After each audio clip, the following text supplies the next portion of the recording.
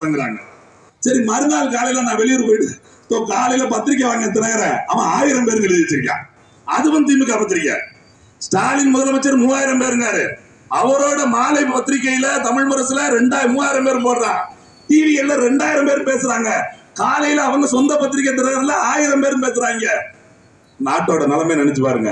சொல்ல முடியாத, பேர் சொல்ல முடியாத கட்சியில இருந்து எப்படியாவது 2 பேர் வந்துட மாட்டாங்களா அப்படின்னு பிச்சை எடுக்கிற நிலைமைக்கு தான் இன்னைக்கு திமுக வந்திருக்கு.